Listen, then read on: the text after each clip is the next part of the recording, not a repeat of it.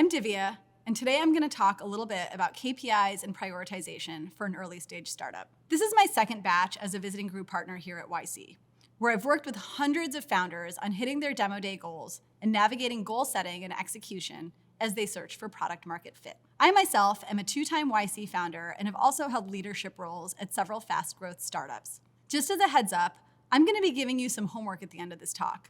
My hope is that today we can improve the way you spend your time and expedite your journey to product market fit. So why are we talking about this? Now that you're a startup founder, there is nobody telling you how to spend your time. You might have heard some version of and, not or, implying that you have to turn over every rock and optimize every metric to build a successful startup. While this is true to some extent, you still have to choose how you're going to spend your time each day. Ultimately, as a startup founder, you want to get to product market fit as quickly as possible. Prioritization matters, and having clarity on your KPIs is crucial for prioritization. Let's start by defining these terms. KPI stands for Key Performance Indicator. These are the metrics that you track and report on, both internally and externally. These metrics make sure that you're measuring what matters, and they tell you whether what you're doing is working. Prioritization tells you in what order you need to tackle your work each day. There are infinite things you could be doing each day, and your work is never done. But time is finite. Prioritization tells you how you spend your time each day, how you direct your team to spend their time each day when you have one, and most importantly, prioritization helps you decide which super important things on your list you don't get to today. Here's what your task list may look like. Note that the highlighted items in yellow are the ones that I might decide to prioritize. Also note that every item on this list feels important, yet only a few are likely to truly move your business forward and toward product market fit. In a world where you can't possibly get to everything, you need to prioritize the tasks that'll move you toward your KPIs faster. So why are KPIs and prioritization in one talk? Well, prioritization means that you're working on the things most likely to impact your top KPIs. So it's critical that you choose the right KPIs and then are honest with yourself about which tasks are most likely to move those KPIs. When you're moving fast, it's extra important to make sure you're running in the right direction. I'll use this analogy a few times today, so look out for it. We come across companies all the time who are working so hard, but optimizing for the wrong thing. We call these vanity metrics, things that make you feel good and things that you can brag about on LinkedIn. At the end of the day, if you fall into the trap of making these your primary KPIs, you're going to be spending your time on the wrong things. So why are KPIs and prioritization important? Well, as a founder, no one is going to tell you how to spend your time. It's very easy to feel busy and feel productive and not be moving your business forward. Here are some common examples of things you can be doing to feel busy today. Optimizing paperwork tasks, maybe where good enough is all that you needed. Perfectionism and craftsmanship on a feature that nobody's using anyway. Premature optimization, or building for scale that you don't need to yet. Or choosing a more intellectually hard problem to solve rather than building what your users want. I remember in the early days of one of my companies, we were trying to pick a legal firm to work with. Sure, you need a lawyer, and you need to pick a good lawyer. There are so many to interview, and so many of them wanted to take us out to lunch or to drinks, have us visit their offices, the works. You guys, this felt flattering and glamorous. We felt so busy. But at the end of the day, we hadn't even launched. Yeah, choose a good lawyer. No, this is not impacting your KPIs. Do it quickly and move on. Again, it's easy to run fast, but in the wrong direction. You need to run fast and be running in the right direction. When you're doing a startup, time is at a premium. The faster you get to market, the sooner you earn money, and you can reinvest that money in your business and be less dependent on outside capital. Or, even if you want to keep raising, you'll have more leverage to raise money on better terms. Taking more time to get to market means you burn more money. Lastly, moving slowly means that competitors have more time to copy you and catch up. Time spent without making real progress also has an emotional and mental cost and can raise red flags externally in fundraising and hiring. So, don't waste time on things that don't matter. So let's talk about how to prioritize. There are two ways we can talk about prioritization. One is how you spend your time on your startup versus other things in your life. Listen, guys, I can't tell you this. This is a very personal decision. This depends on what else is going on in your life and how you want to spend your time. This is a whole separate topic that we won't spend much time on today. That said, I have 2 important points. 1, remember, speed matters. And 2, this is an area where it's really important to align with your co-founder on expectations. When we discuss prioritization, we mean, how do you spend the time you've allocated to working on your startup? Let's make sure that you're doing the most impactful things with your valuable time. Okay, so step 1 for prioritizing. We're going to talk more about how to set KPIs in the next section, but I want to talk about why this is critical for prioritization. So first, you need to identify your top KPIs. If you've launched, your primary KPI should be revenue growth. If you don't want to make revenue growth your primary KPI, you need to really push yourself on why. We talk more about this later in this talk, but this is important enough to mention here. A non-revenue KPI is rarely the right one, and we'll talk about a few exceptions later. If you're pre-launch, your KPIs in the short term might be weeks until launch or number of conversations with users. But once you do launch, please quickly shift your KPIs to revenue growth. Second, you need to decide, what's your KPI goal for this week? We'll talk about goal setting later, but assume that you have some goal. For example, 10 more paying customers by next week. Make sure this ladders up to any longer term goals that you have. The reason setting the right KPI goals is critical is that it'll remind you of the urgency of growing fast. Early growth compounds, and tracking goals weekly reminds you of this. Here at YC, we talk a lot about the early days of Airbnb, where the founding team wrote their weekly KPI goals on their bathroom mirror, so they were facing that reality multiple times a day. In addition to identifying the right KPIs, you also need to identify your biggest bottleneck or problem in moving your top KPI.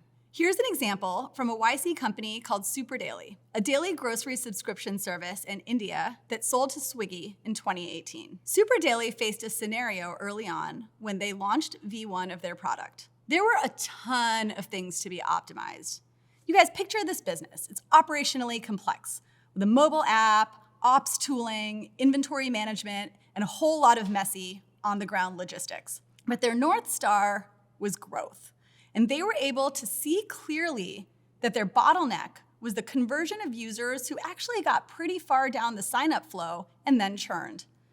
So they asked themselves, why are high-intent users not converting? That was the biggest problem they needed to solve, and the first tasks they prioritized were conversations and experiments to understand this. By focusing on this question, they realized that high-intent users were dropping out because a lot of users wanted a specific milk brand that Super Daily didn't carry. It wasn't a UX friction issue or an app issue, so they onboarded that milk brand rather than beautifying their sign-up screen. Once they solved this, then they started looking at how to convert users that were maybe farther up the funnel or lower intent, users that were referred by word of mouth or people that were casually checking out Super Daily. So by the time those users got farther down the funnel to the high intent phase, they now had that top milk brand on the app and they knew that they weren't optimizing a funnel that would leak farther down. By onboarding this new brand, Super Daily was able to increase their conversion rate by 50%. Here's a simple framework to prioritize aggressively to optimize for that KPI goal. Number 1, write down any ideas that you might have to hit your goals. Don't start working on them right away. It's really easy to chase shiny new things. Just write them down. Next, you want to rank by probability of success and then sub-rank with respect to complexity or how long it's going to take you to do this task. Pick only a couple of things to try. Once you pick a few tasks and start working on them, if your KPI isn't moving, be really honest about why. Ask why several times until you feel like you can actually understand the real reason, even if it's hard to hear. Per the example of Super Daily earlier, it might be something simple like the milk brand. Do retros in your weekly initiatives. Are you predicting impact and complexity well? Did you complete all the tasks you were expecting to complete in this sprint? If not, next time, break them down more. Give yourself time blocks to reduce context switching. Or maybe, did you accidentally work on some of those fake progress tasks we talked about? Just do better next time. And then move fast. Learn, and then do something differently the next time if what you didn't work. The definition of insanity is doing the same thing over and over and expecting different results. Don't let indecision slow you down. Just pick a path and keep moving. Ideally, you're going to be growing fast. If not, talk to a lot of users fast. Churn through your bad ideas fast so that you can get to working on the right good ideas as fast as possible. Don't waste time on indecision. So as a sanity check, here are some things that should and should not end up on your list in most cases. Since we're talking about the 90% case here, and specifically talking about early stage startups, here are a list of example tasks that you should see on your task list. Talking to users, and then building and iterating based on user feedback. When you're spending time talking to your customers and responding to support emails, there is a direct path to revenue growth. The only way you know what your customers want is by talking to them all the time. And the only way to grow is by building something people want. Not much else is going to help you at this stage. Here are some things that should not end up on your task list, aka fake progress. Passive fundraising conversations or coffees when you aren't actively raising. When you do decide to raise, it should be deliberate, focused, and time-boxed. Conference attendances. Other than a few select industries, this generally won't move your needle at an early stage. Third, arbitrary technical milestones. Spending time optimizing technical benchmarks, launching an Android app. Unless you're hearing clearly from your users that this is a burning pain point, this is probably fake progress at this point. You guys, this fake progress list, it's not anything to be ashamed about. Smart people put these things on their list all the time. We've all done it. These are all tasks that can make you feel good. They boost your ego. They're metrics that you can brag about on LinkedIn. They might make your mom proud. They might make your ex-boyfriend jealous. But what they don't do is they don't necessarily get you closer to product market fit. Here are some common tricks your brain plays on you when you're trying to prioritize. These are tricks and traps that your mind has to help you avoid negative feelings like shame, despair, embarrassment, self-doubt. Many people are drawn to low leverage tasks. Why? They provide a sense of accomplishment. They allow you to check things off your list, and it's so tangible. At a time when your startup's future is uncertain, there can be so much satisfaction in checking tasks off a list. Don't fall into this trap. Here are some examples of this. Spending too much time optimizing paperwork around licensing, incorporation, equity. This is not an area where you need to optimize or innovate. Just follow the standard advice to stay legal and compliant. Slightly cheaper workers' comp insurance or a slightly better equity structure is not going to make or break your business. Taking meetings with potential investors, advisors, partners, or building cool, hard features that you don't know people want yet. Again, these things can make you feel really good and really smart. Solving hard problems is awesome. Unfortunately, it's not going to help you find product market fit sooner. It's just going to be things you're checking off a list. The second mental trap I want to talk about is that sometimes you can fool yourself into thinking something is working when it's really not. Be honest with yourself. It doesn't feel good to admit to yourself or your teammates or your investors or your mom that things aren't going well. But you're not doing yourself any favors by not diagnosing problems early and often. Slow growth can be deceptive. It's easy to mistake slow growth for product market fit. As someone that's worked at both kind of slow, steady growth companies, my own startups, and companies with clear product market fit, like DoorDash, trust me, you guys, these types of growth feel fundamentally different. Third trap I want to talk about is perfectionism or indecision blocking progress. When nothing seems to be working, it's really easy to make every decision feel like it's going to make or break your company. In reality, most decisions don't matter. And for the ones that do, it's okay to decide wrong first and then fix it later. Just keep moving. So the best case scenario, the one you can put on a pedestal, is a scenario where you make the right decision quickly every time. This is completely impossible. No one's going to achieve this. I recommend the second best option, which is to make pretty good decisions quickly, and then if they turn out to be wrong, fail, learn, and switch to what's working quickly. As a startup founder, you have dozens of decisions to make every day. Don't waste time on the ones that won't help you get to product market fit. Remember, if it's a tough call, it actually probably means you can't go wrong. So pick one, keep moving. The fourth mental trap I want to talk about is spending too much time on downside protection instead of chasing upside. Downside protection is straightforward and satisfying. Fixing little problems is very easy, but rarely where the innovation happens.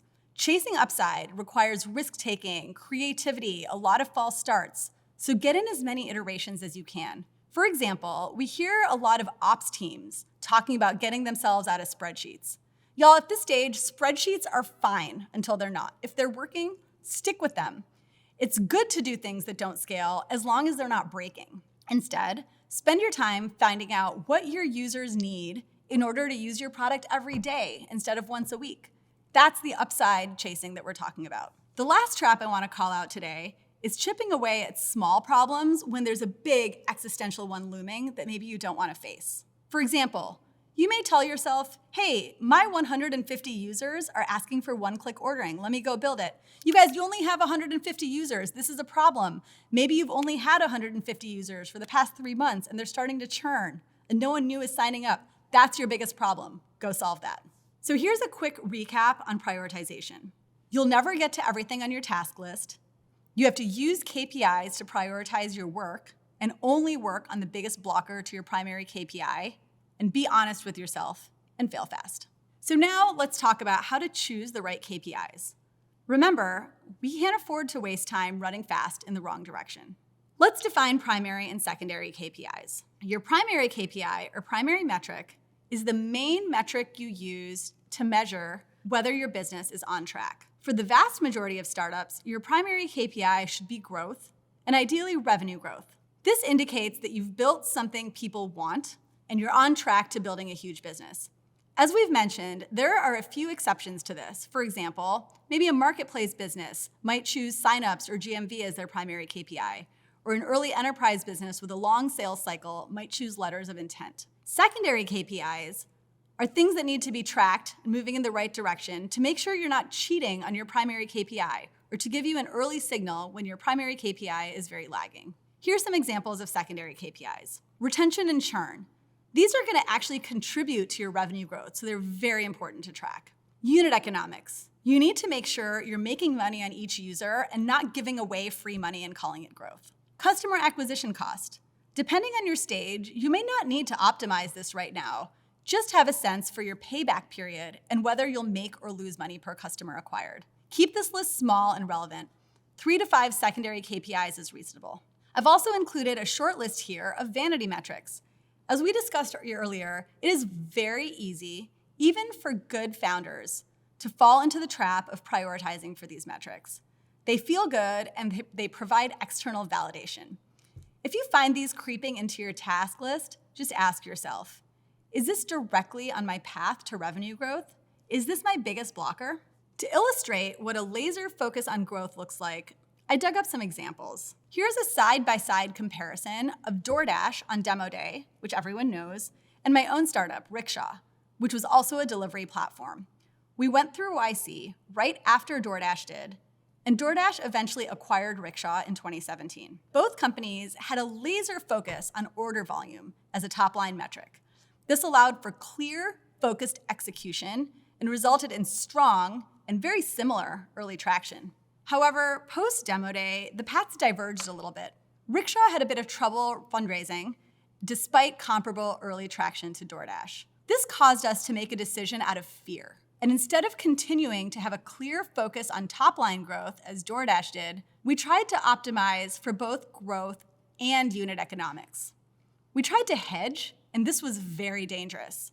This split focus put us in a weird no man's land of slow growth, which, as we described before, can kill startups. There's a lot more nuance about profitability versus growth that I won't get into here. The main message today is to choose your primary KPIs and don't try to get smart and optimize for 2 or more hard things at once. So now that we've talked about how to define primary and secondary KPIs, how do we set targets? Assuming growth is your primary KPI, how much growth is enough? This depends on your business and your stage. But in Paul Graham's classic essay about growth, he notes that for a company going through YC, 5 to 7% week-over-week growth is good, and a 10% week-over-week growth is exceptional. As I've said a few times now, small changes in weekly or monthly growth rate really compound and make a difference in the long run. So early growth is better than late growth if you can choose. That number on your bathroom mirror, per the Airbnb story, reminds you to focus on this early. Here are a few factors that might impact your growth rate that you might want to keep in mind. First, latent demand might boost early growth. Perhaps some early users will be willing to put up with an inferior product experience because you're solving an urgent need. but that growth rate might be tougher to sustain later. For enterprise businesses, the length of your sales cycle might be long. This should go down over time, but it might impact early KPI and goal setting.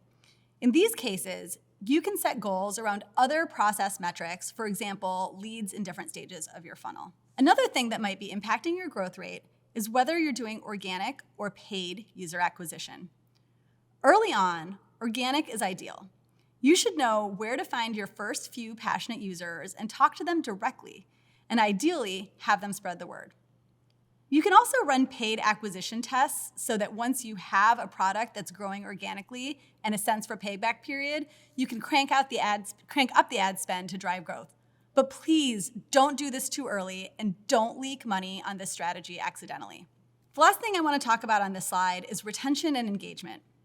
We get a common question: should we focus on getting new users or focus on retaining our existing users? The short answer to this is you have to do both. The slightly longer, nuanced answer is that both will impact your revenue growth. So get a sense for which one's going to have more impact. First, make sure you don't have a problem with churn and that your users are sticking around long enough to pay back their acquisition cost and to tell their friends. You don't want to bring new customers into a substandard product. But beyond that, of course, focus on bringing in new users. Ultimately, both these metrics will need to be strong to sustain a healthy revenue growth. To share another example from Super Daily, early on, they realized that the acquisition numbers they were tracking were not reflecting a healthy, growing business and could be artificially boosted due to paid promos. To protect against this, they switched their track metric from signups, which was too easy to game, to tracking customers who'd placed 5 or more orders, since they saw this as a leading indicator to customers that were very likely to become long-term revenue-generating customers. This helped the Super Daily teams align their marketing and their overall revenue goals to chase top-line revenue growth. When setting targets, there are 2 possible approaches, and you can and actually should do both. Your first option is a top-down approach. Set a goal or a milestone that you need to reach sometime in the future. For example, $5,000 in MRR by the end of startup school. Back into that weekly growth rate that you need to achieve that longer-term goal. The Airbnb demo day example is a great example of this. Set a target and obsess over it. Compounding matters, so getting an early start helps a lot. Your second option is a bottoms-up approach. Ask yourself, what do you think is realistic for you to get done in the next week? Then you can project out from there. As a thought exercise, when doing a bottoms-up goal setting, you can ask yourself, what could we achieve with unlimited funding? A lot of people in their heads think that funding is a bottleneck, so let's remove that. What could we do in the next week with unlimited money or resources? Then ask yourself, what creative ways can we still achieve that even with limited funding? Set your goal. Between top-down and bottom-up, either is actually fine. I recommend periodically doing both to see whether what you're doing is realistic, achievable, and ambitious at the same time. Just make sure that you're checking to make sure that you're always on track to build a big business and aren't accidentally ending up in that no man's land of underwhelming but consistent growth. Let's talk a little bit more about some non-revenue KPIs that may be tempting but not always right. First, CAC to LTV ratio. You might hear these buzzwords together. These are generally concerns kind of later in your business, but they usually come post-product market fit once you have a fundamental business that you know people want, and then you need to reliably scale your user base. So for now, we recommend you only worry about payback period. Ideally, your payback period is 0, as in $0 spent on CAC, so customers are profitable on day 1. If you do need to spend on CAC or on paid acquisition, get a sense for how quickly users pay back that CAC and whether you're reliably hitting it. Does your retention rate make this work? LTV can really be a rabbit hole for early stage companies, and it's really hard to calculate. So just make sure your payback period is reasonable and you're making money per user. A second tempting KPI I want to talk about is free signups or daily active users. I'll start by saying this. Paying customers will have very different expectations for a product than free customers will. So if you plan to charge for your product eventually, Don't mess around getting feedback from free customers. It'll likely be the wrong feedback. Get paid from day one, or at least don't count those users as part of your growth. The main exception here is for marketplaces or products that have a strong network effect and need volume in order to have utility. Uber is a great example of this. Without enough drivers on the platform, the user experience was not good enough for riders to pay a premium for. In these cases, signups or GMV can sometimes suffice if no revenue is being generated yet. I have a couple of stories of startups spending too much time on signups and shifting to revenue too late in the game. Scribd was an early YC company that went through in summer 2006. They spent their first 4 years primarily growing a free product, and they were afraid of losing their millions of customers if they started charging. As you can see in this graph, in year 5, so remember they started in 2006, in mid-2010, they started charging. And while they did lose over 90% of their customers, their revenue grew by infinity percent. They finally had a business. And while Scribd already had millions of users, it wasn't until they started charging that they started to really learn what their paying users wanted. I want to quickly talk about a few exceptions, other exceptions to revenue KPIs. And this is hardware companies, biotech companies, enterprise businesses with a long sales cycle. In these businesses, it can be more challenging to measure growth. And in these cases, something like letters of intent, contracts, maybe even technical milestones might be reasonable metrics. But please keep yourself honest and make sure that these are actually indicators of actual progress and growth, and audit them frequently. Now, I challenge each of you. At the end of this talk, you should each write down your primary and secondary KPIs and set ambitious targets. Next, audit your task list for the week and make sure you are laser focused on hitting those goals. I know a lot of you are in Slack and WhatsApp groups for Startup School. I encourage you to share your KPIs and your goals with your community and get feedback and hold yourselves accountable. I hope this talk helps at least one of you get to product market fit faster.